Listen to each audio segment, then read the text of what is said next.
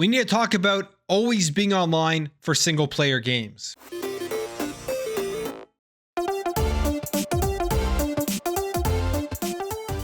right, guys, before we get into this, you like what you see, you like daily content, make sure to hit that subscribe button. So it's been a wild week with games as a service games just turning off, just telling people these servers are going to be closed down on this certain date and you're not going to be able to access or play these games anymore.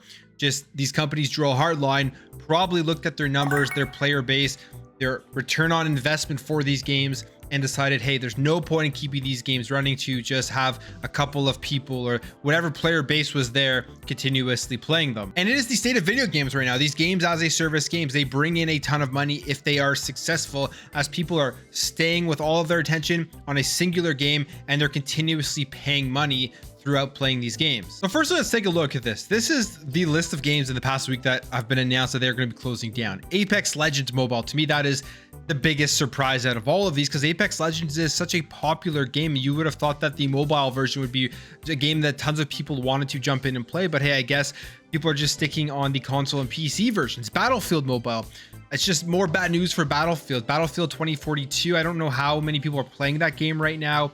I think it sort of has recovered a little bit, but the launch of that game was abysmal, and Call of Duty completely blew it out of the water in terms of popularity and player base, which Call of Duty is always on top when it comes to first-person shooters. Crime Site, I've never heard of that game. CrossfireX, and we'll talk about this one after, but this is the one out of all of them that I think is the worst closed down, not because of the game itself, but because of what they are doing. Dragon Quest: The Adventure of Die, A Hero's Bonds, the Dragon Quest live service game, Echo VR, Knockout City, a game from EA that a lot of people loved when it launched. It was the dodgeball game, and people were talking about it, sharing clips. I thought it was going to take off, and it's shutting down. Long Live School Idol Festival, no idea what that is. And then Rumbleverse. Rumbleverse is like that brawler style of game, which I played a couple of rounds. It was a fun game. It just released in August, so to already be shutting down to me is just kind of mind-blowing. But specifically CrossfireX. Now, this was a game that was exclusive on console to Xbox, and the launch of it was extremely rough. I think it was, for a lot of reviewers and a lot of people out there, the worst game to come out in 2022. I don't know if that was fair, because after some updates, the game actually got pretty good. I actually didn't hate CrossfireX. I know people are going to laugh at me for that, but I enjoyed what I played within that game. There was the single player experience, which was the main thing I was looking forward to. And now with this game shutting down, they're not only shutting down the multiplayer, but they're also shutting down the single player. So it says here, Smilegate Entertainment, the developer behind the Xbox exclusive shooter CrossfireX, has announced its plan to shut the game down on May 18th, 2023. Both the game's single and multiplayer content offerings will become unavailable after the shutdown.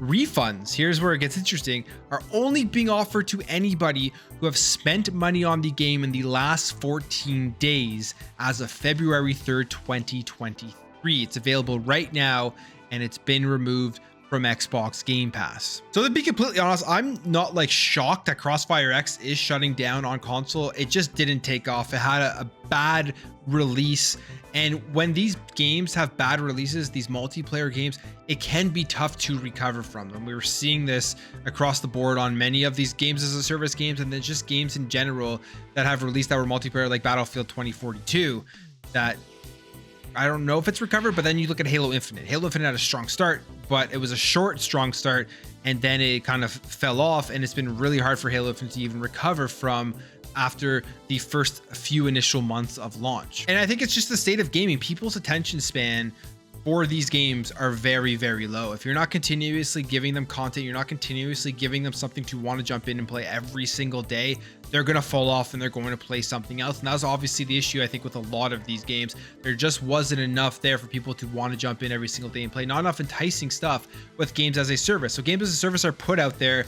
They are kind of experiments. We'll see how these games do. We put some money invested into these to develop them, but we're going to shut it off as soon as that return on investment isn't good enough. Now, the concerning thing here with CrossfireX is that single player campaign being turned off. Like, if you bought it after the 14 days, you're not going to be able to access a single player game that you should generally be able to just play even if you're not connected to the internet. And this brings us back to what we talked about earlier in the week, where I called this a controversy, which was the redfall controversy.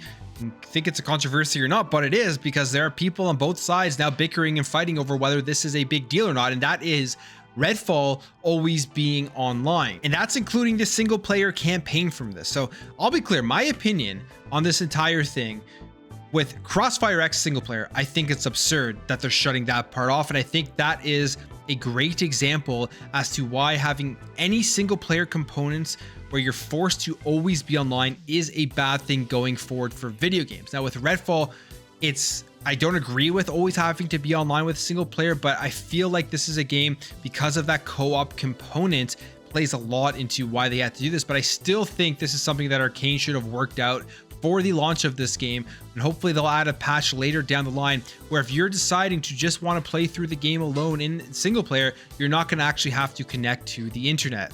And people are arguing, well, it's on Game Pass, so it doesn't matter, it's this, that, and the other thing. But at the end of the day, the biggest issue this poses is in the future for these games, the game preservation. What's going to happen in 10 years from now when redfall is offline? People say, well, you've already played through it 1 billion times, so who cares? Sure, but maybe there are people that have never experienced it before.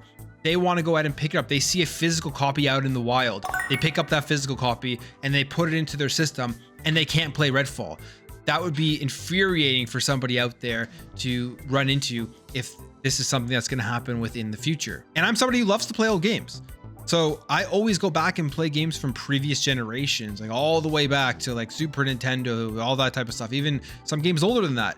So when I see games like this, that in 10, 15, 20 years from now, however long it's going to be when they turn off these servers, there are going to be kids that never were around when redfall was there that aren't going to be able to experience this game. And that's where I see the problem. It's looking forward into the future, and hopefully this isn't a practice that is going to be continued by a lot of game developers and game publishers, because it will be a shame that if we're not able to preserve some of these games for the future generations to go ahead and play. And like I said, CrossfireX right now is showing the gaming world that this isn't a good thing. Having to always be online is not a good thing, and it is going to have a lot of issues, and people are going to be upset about this for years to come as more games that this type of stuff is going to happen to. But that's it from you guys. Let me know your thoughts on this. Do you think the redfall thing is being blown out of proportion? What do you think about CrossfireX and all of those games as a service games shutting down? If you enjoyed this video, hit that thumbs up button. If you're new here, hit that subscribe button. Thank you for watching. Thank you for your support. I'll catch you in the next video.